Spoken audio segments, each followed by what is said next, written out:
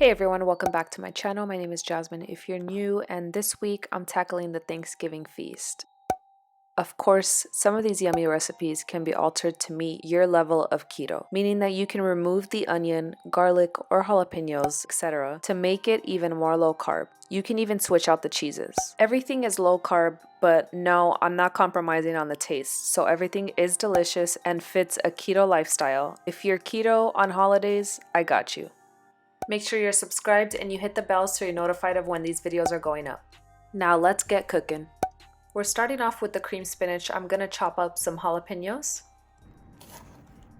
I'm using one full jalapeno and some green onion.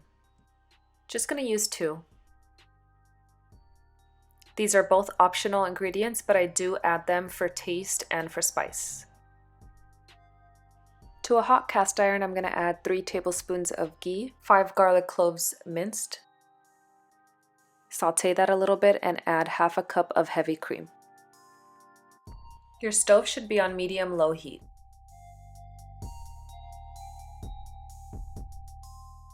Add in half a cup of jalapeno pepper jack cheese and half a cup of mozzarella cheese mixed together. 3 ounces of cream cheese. And now the onions and jalapeno. You can definitely add these to the garlic in the beginning with the butter, but I like to add it at this point.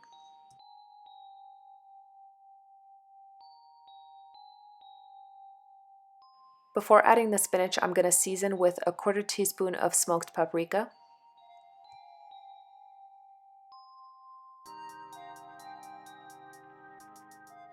some fresh herbs. This is sage, rosemary, and thyme. It's about a 1/4 teaspoon of all of it mixed together, and salt and pepper to taste.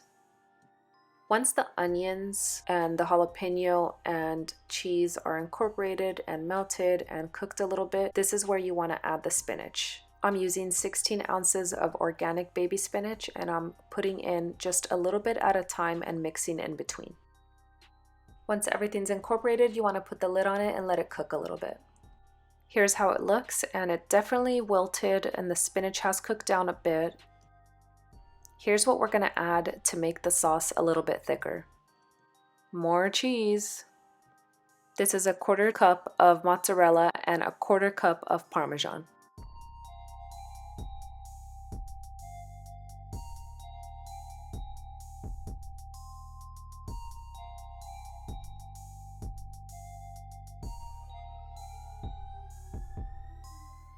Once this cooks down a bit, it's going to get thicker and cheesy and creamy. Super creamy and super delicious. Here's how it looks once it's thickened. I hope you try out this recipe, and there's more coming.